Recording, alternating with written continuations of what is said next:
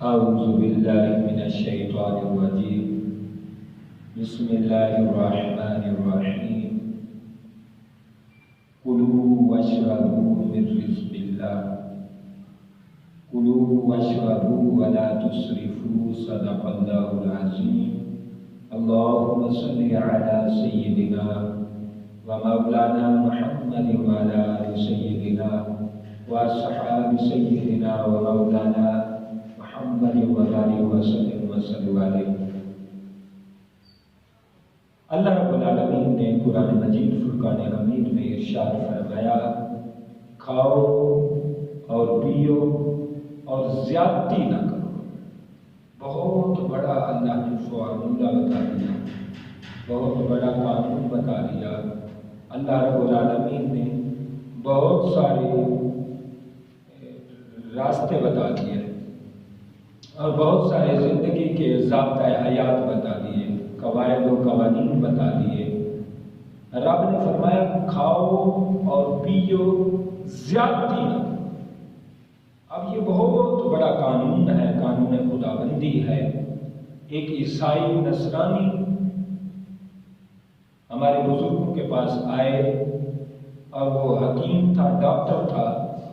اس نے کہا تمہارا قرآن تو والقرآن حکیم، قرآن تو حکمت والا ہے، تمہارے نبی بھی حکمت سکھانے آئے، مگر قرآن میں کوئی حکمت کا قانون نہیں ہے، حکمت کا کوئی ضابطہ نہیں ہے، قاعدہ نہیں ہے۔ تو ہمارے بزرگوں نے کہا قرآن کا ضابطہ اور قاعدہ اور قانون تم کیا دیکھو گے؟ قرآن کا تو ایک ہی ضابطہ ہے، تم اس پر نگاہ کر لو تو تمہیں پسند آ جائے گا۔ اس نے کہا وہ کون سا؟ تو ہمارے بزرگوں نے پڑھا کلوا واشربوا ولا تسرفوا، کھاؤ اور پیو لیکن زیادتی نہ کرو۔ تو اس نے حکمت جو کہ پڑھی ہوئی تھی، حکمت میں یہ بہت بڑا اصول ہے کہ کھاؤ اور پیو زیادتی نہ کرو۔ اس نے جب اس کی گہرائی دیکھی، قرآن کا وہ علم رحمت سمندر ایک کوزے میں اور ایک پیالے میں بند دیکھا، اس نے کہا مجھے کلمہ پڑھاؤ، واقعی قرآن سچا ہے، سچی کتاب ہے اور بہت بڑا اصول ہے۔ یہ حکمت کا بہت بڑا اصول ہے کہ کھاؤ اور پیو زیادتی نہ کرو۔ تو پیارے، ہم ہر چیز میں زیادتی کر رہے ہیں۔ ہمارے پاکستان میں ہاسپٹلز کتنے بن رہے ہیں، ہاسپٹلز میں شیشے لگ رہے ہیں، double triple storey, triple 3-4 floor بن رہے ہیں۔ یہ کیا وجہ ہے؟ مسلمان کیوں اتنا بیماری میں چلے گئے ہیں، کیوں اتنے مریض ہو چکے ہیں؟ اس کی وجہ یہ ہے ہم قرآن اور حدیث کے اصول جو ہے بھول چکے ہیں۔ قرآن اور حدیث کے اگر ہم اصول پر زندگی گزاریں، ہم میں سے کوئی بیماری نہیں ہو سکتا۔ اس عیسائی نے کہا یہ تو بہت بڑا اصول ہے، میں نے ساری حکمت پڑھی ہے، ساری حکمت کا میں نے نچوڑ قرآن کے 2 لفظوں میں دیکھا ہے۔ تو پیارے، ہم اگر حکمت کے مطابق جو حکمت میرے محبوب لے کے آئے، جو رب نے فرمایا وَيُعَلِّمُكُمُ الْكِتَابَ وَالْحِكْمَةَ، میرا نبی قرآن بھی سکھائے گا اور حکمت بھی سکھائے گا۔ تو حضور نے جو قرآن اور حکمت سکھایا ہے، حضور نے فرمایا 2 قسم کے علم ہیں، ایک علم قرآن ہے، ایک علم ابدان ہے، باڈی کا علم، جسم کا علم۔ تو ہمیں حکمت کی طرف توجہ کرنی ہوگی، دھیان کرنا ہوگا۔ حضور نے جو پرنسپل بتائے ہیں، جو آرٹیکلز بتائے ہیں، جو قانون بتائے ہیں، ہم اس کی طرح اگر زندگی گزاریں، ہم کبھی بیمار نہیں ہو سکتے، ہم کبھی ہسپتالوں میں دھکے نہ کھائیں، ہسپتالوں میں لائنیں نہ لگیں ٹوکنز لینے کے لیے، اور کبھی ڈاکٹروں کی اتنی مہنگی فیسیں اور 2 نمبر دوائی اور میڈیسن، ہم ان چیزوں سے ہم جان چھڑا سکتے ہیں۔ آج بھی بزرگوں کا قول ہے احتیاط علاج سے بہتر ہے۔ ہم جب بیمار ہو جاتے ہیں، جب گر پڑتے ہیں، جب چارپائی پہ آ جاتے ہیں، پھر ہمیں حکمت کی باتیں سمجھ آتی ہیں۔ اس سے پہلے ہم کہتے ہیں یار کچھ نہیں ہوتا، کچھ نہیں ہوتا یار، کھان پین دو کی ہوتا ہے، اللہ نے نعمتاں نے، بھائی اللہ نے نعمتاں ضرور نے، مگر کھانے پینے کے طریقے بھی تو حضور نے فرمائے ہیں۔ حضور نے کیا ارشاد فرمایا؟ میں حدیث نبوی سے آپ کی تسلی کرانا چاہتا ہوں۔ میرے حضور نے فرمایا کھانے کے شروع میں پانی پینا، ابتدا میں پانی پینا، فرمایا یہ شفا ہے، اور کھانے کے درمیان پانی پینا یہ دوا ہے، اور کھانے کے آخر میں پانی پینا یہ وبا ہے، بیماری ہے۔ اب اگر اس کو ہم حدیث کو سائنس کی روح سے سمجھیں اور اپنے تجربات کی روح میں سمجھیں تو ہم اس بات پر آگاہ ہو سکتے ہیں کہ جب ہم معدے کو ایک برتن سمجھیں، ایک پیالہ سمجھیں، جب اس میں پہلے ہم پانی ڈال دیں، پھر ہم کھانے کے لقمے ڈالیں، تو وہ پانی میں جب کھانے کے لقمے جائیں گے وہیں نرم ہو جائیں گے اور معدے کے لیے آسان ہوگا اسے ہضم کرنا۔ جیسے ہم جانوروں کو روٹی کھلاتے ہیں، سوکھی روٹیاں، یا پہلے دور میں سوکھی روٹی کھائی جاتی تھی، وہ کیا ہوتا تھا پانی میں بھگو دیتے، جب وہ نرم ہو جاتی وہ کھاتے تھے، صحت ہی صحت ہوتی تھی، کوئی بیماری نزدیک نہیں آتی تھی۔ تو حضور کے اس فرمان پر دیکھیں اور غور کریں کہ کتنی حکمتوں کے پہاڑ قابل پیارے حبیب نے ایک بات میں جمع کر دی ہے اور ایک بات میں ضم کر دی ہے۔ حضور نے فرمایا پہلے یعنی پانی کا معدے کا پیالے کو پانی پیو، وہاں پانی جمع ہو جائے تو اس میں جب کھانا جائے گا، کھانا ایک تو دانتوں سے چبا کر جب وہ پانی میں جائے گا تو گھل مل جائے گا، شربت بن جائے گا، معدے کو زیادہ ہارڈ ورکنگ نہیں کرنی پڑے گی، معدے کو زیادہ محنت نہیں کرنی پڑے گی، معدے میں زیادہ پرابلم نہیں آئے گی۔ جب بزرگ کا فرماتے ہیں اور حکیم اور ڈاکٹرز کا یہ فرمانا ہے کہ جب معدہ ٹھیک ہوتا ہے پورا جسم ٹھیک ہوتا ہے۔ جب معدے کو اتنی تنگی نہ ہوگی، پریشانی نہ ہوگی، تکلیف نہ ہوگی، معدہ آرام سے آسانی سے اسے کھانے کو ہضم کر دے گا، تو جب اتنا معدے کو آپ آسان اور سہولت والا رکھیں گے تو یہ معدہ 100 سال تک چل سکتا ہے۔ اگر ہم اس میں بے تکی چیزیں ڈالیں اور جو قرآن اور حدیث میں منع ہے وہ چیزیں ڈالیں گے تو یقیناً ہم بیمار بھی ہوں گے، ہسپتالوں کے دھکے بھی کھائیں گے، ڈاکٹروں کی جھڑکیں بھی کھائیں گے، مہنگی فیسیں بھی بھریں گے اور دوائیاں کھا کھا کر ہم تباہ ہو جائیں گے۔ تو احتیاط علاج سے بہتر ہوتی ہے۔ اور حضور نے فرمایا اگر پانی پینا پڑے کھانے کے درمیان بھی پی سکتے ہو، کیونکہ کھانے کے درمیان بھی پانی آپ پئیں گے تو جو کھانے کے درمیان پانی ہوگا وہ کھانا اور پانی مکس ہو جائیں گے تو پھر بھی ٹھیک ہے، یعنی دوا ہے۔ لیکن جب آپ آخر میں پانی پیتے ہیں یہ بہت بڑے آپ غلطی کرتے ہیں، بہت بڑا یہ جرم ہے۔ کیوں؟ آپ دیکھیں نا، مٹی آپ ہاتھ میں لیں اور اس میں پانی کے قطرے اوپر سے پھینکیں تو وہ سوراخ کر دیں گے مٹی کے سوراخ کر کے نیچے سے وہ گزر جائے گا پانی۔ اسی طرح جب آپ کھانے کے آخر میں پانی پیتے ہیں، کھانا تمہارے معدے میں جمع ہو چکا ہے، جب پانی آپ ڈالتے ہیں تو ایک جگہ سوراخ کر کے وہ تھوڑا سا کھانا تو وہ جو پانی کے ساتھ چلا جاتا ہے نیچے وہ ہضم ہو گیا، جو سائڈ میں رہ گیا وہ قبض کی صورت میں رہ کے رک گیا، وہ قبض کی صورت میں رک گیا۔ اس لیے تمہیں پھر معدے کو زور لگانا پڑے گا۔ اسی طرح آپ قبض کے مرض کے شکار ہو جائیں گے، اسی طرح تمہارا معدہ ڈسٹرب ہوگا تو سارا جسم فالج زدہ ہو جائے گا، سارا جسم بیمار ہو جائے گا۔ تو پیارے نبی علیہ السلام نے جو باتیں ارشاد فرمائی ہیں اس میں حکمت دیکھی، اور اسی طرح حضور نے فرمایا پانی بھی پیو اور کثرت سے پانی پیو، کیونکہ پانی ہضم کرنے والی چیز ہے۔ اس لیے بزرگ فرماتے ہیں پہلے بھی پینا چاہیے، درمیان میں بھی پینا چاہیے، اور آخر میں چھوڑ کر آدھے گھنٹے کے بعد یا 1 گھنٹے کے بعد پانی دوبارہ پئیں، تاکہ وہ پانی کے ساتھ گھل مل کر کھانا جو ادھر ادھر کہیں رک جاتا ہے وہ پانی سے لگ کر تمہارے معدے کی طرف آئے، اور معدہ چباتا ہے، سائنس بھی کہتی ہے معدہ ایسے چباتا ہے جیسے دانت چباتے ہیں۔ حضور نے فرمایا دانتوں سے خوب روٹی چبایا کرو۔ جب آپ دانتوں سے خوب روٹی چبائیں گے، دانت پتھر کی چیز ہے، سخت ہڈی والی چیز ہے، اس سے کھانا جلدی چبایا جاتا ہے، اور معدہ نرم چیز ہے، تو نرم چیز پر بجائے اس کے کہ آپ زیادہ دباؤ ڈالیں، زیادہ اسے پریشان کریں، زیادہ اسے ہارڈ ورک کریں، زیادہ آپ دانتوں کو ہارڈ ورک کر دیں، چونکہ ہڈی کے ہیں جو دانتوں سے بزرگ اور حکیم کہتے ہیں دانتوں سے جو کھانا آپ آرام آرام سے کھاتے ہیں وہ سمجھو پیس پیس کر ٹکڑے ٹکڑے کئی ٹکڑے بن کر وہ تمہارے معدے میں اترتا ہے اور معدے کو چبانے میں پریشانی نہیں ہوتی۔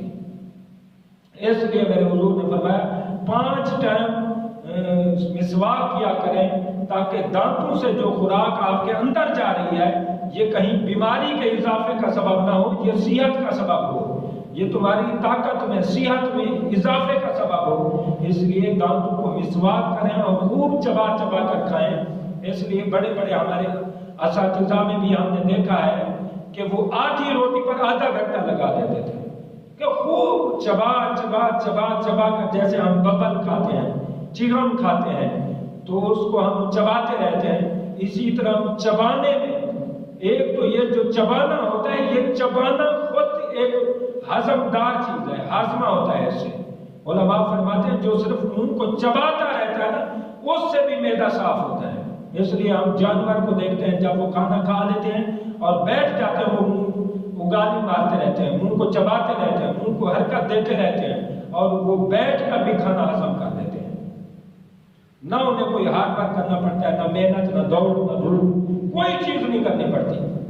تو پیارے ہم دیکھیں حضور علیہ السلام کے فرامین سمجھیں، جب ہم دانتوں سے چبائیں گے ایک تو کھانا پیس پیس کر اندر جائے گا، ایک ہمارا منہ کی جو حرکت ہوگی اس سے ہمارا معدہ بھی حرکت کرے گا، اس سے ہمارا کھانا جلد زود ہضم ہوگا۔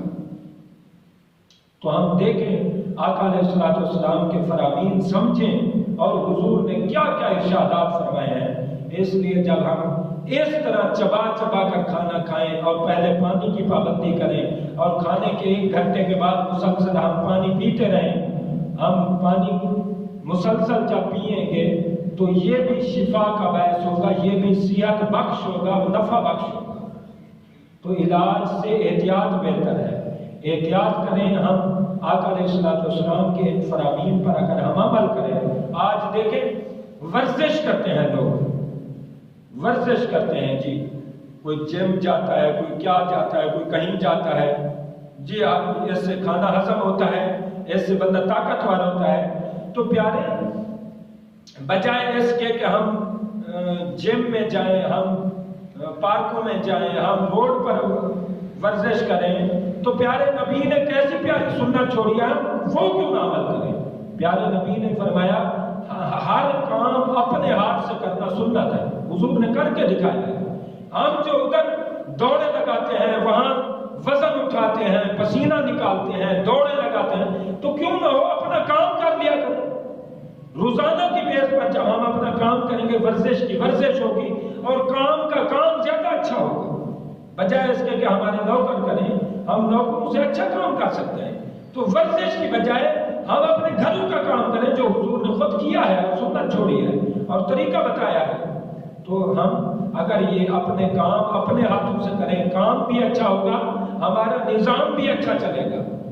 اور پھر ورزش ادھر ادھر کی تمہیں کیا ضرورت ہے؟ پیارے نبی نے تو سب کچھ بتا دیا ہے۔ حضور نے فرمایا نماز سب سے بڑی ورزش ہے، یہاں قیام میں کھڑے ہوں گے ہاتھ ورک ہے، پھر آپ رکوع میں جائیں گے پھر ہاتھ ورک ہے، محنت ہے، پھر آپ سجدے میں جاتے ہیں اور محنت ہے، ہر چیز پہ ہاتھ آپ کے ورزش کر رہے ہیں، پاؤں ورزش کر رہے ہیں، آپ کے گھٹنے ورزش کر رہے ہیں، آپ کا پورا جسم ورزش کر رہا ہے، حتیٰ کہ ایک گردن رہتی ہے اس کو بھی حضور نے ورزش میں شامل کیا ہے۔ فرمایا سلام پھیرتے ہوئے گردن بھی ہلا لیا کرو، سلام پھیرتے ہوئے گردن کے بھی ورزش کر لیا کرو۔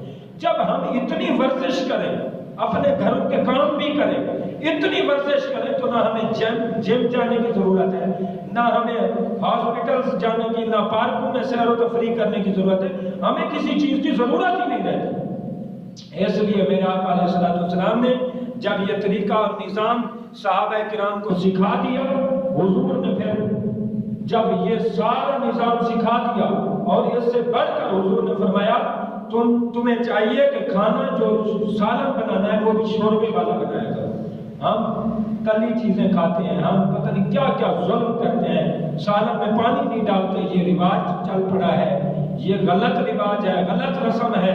ہمیں کھانا شوربے والا کھانا چاہیے۔ حضور کو یہ شوربے والا کھانا پسند تھا، حضور شوربے میں سبزی بھی ڈال دیتے، گوشت بھی ڈال دیتے، اور اس میں صحابہ کرام کو فرماتے سب روٹیاں لے آؤ، سب روٹیاں لے آتے، ایک برتن میں شوربہ ہوتا اس میں ساری روٹیاں ڈال دیتے، وہ بھگو دیتے، میدے میں بھی بھگوتے کہ پہلے پانی پیتے، اور ذہن میں بھی بھگو دیتے کہ پہلے ہر روٹی کے ٹکڑے کو اس میں پانی کے شوربے میں ڈال دیتے۔ جب وہ اتنا تر و تازہ ہو جاتا، نرم ہو جاتا، دانتوں کے لیے چبانا سوکھا ہو جاتا اور میدے کے لیے ہضم کرنا آسان ہو جاتا۔ اس لیے حضور کو شوربے والا سالن بہت پسند تھا۔ ہمیں اس کی طرف بھی بڑا دھیان دینا ہوگا۔ ہم کبھی وہ مثالیں لے آتے ہیں، گرم مثالیں، کبھی وہ بریانی مسالہ، کبھی قورمہ مسالہ، یہ سب کیمیکلز جب ہم اکٹھے کر لیتے ہیں تو بیماری ہوں تو کیا ہوں۔ لیکن حضور نے جب کھانے کی ترتیب اور طب نبوی کے ذریعے آپ نے صحابہ کرام کو آگاہی دی، اویئرنیس دی، پھر ایک وقت آیا کہ حکیم ایک آ گیا، حضرت شیخ سعدی رحمۃ اللہ علیہ گلستان سعدی میں یہ بات لکھتے ہیں کہ حکیم آ گیا، 6 مہینے مدینہ شریف میں بیٹھا رہا، ایک مریض بھی وہاں نہ پہنچا، ایک مریض ایک بندے کو بھی بیماری نہ ہوئی۔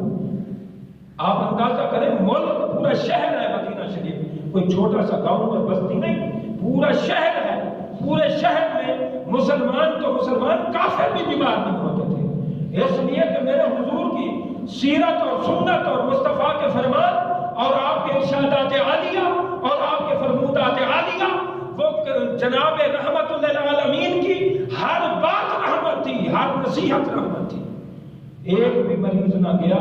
وہ حکیم آ کے شکایت کرتا ہے، حضور میں نے کہا یہ پورا شہر ہے کہ ہم کوئی حکیم اور ڈاکٹر نہیں ہے، میری موجیں لگ گئیں، میرے مزے ہیں یہاں، بڑے گاہک آئیں گے، بڑا کاروبار چلے گا۔ حضور 6 مہینے ہو گئے ہیں، اپنی جیب سے کھاتے کھاتے ایک مریض بھی نہیں آیا۔ اس کی کیا وجہ ہے؟ حضور نے فرمایا جو میں نے فارمولے، جو میں نے قوانین، جو ضابطۂ حیات، جو حکمت میں نے صحابہ کرام میں چھوڑی ہے، اگر اسی حکمت پر چلتے رہے تمہارے پاس ایک مریض بھی نہیں آئے گا۔ اس کو فرمان مصطفیٰ اور حکمت مصطفیٰ اور حکمت قرآن سے کافی ہوگا۔ کیا وجہ ہے کہ ہم بیماریوں کا شکار ہو رہے ہیں، مسلسل بیمار؟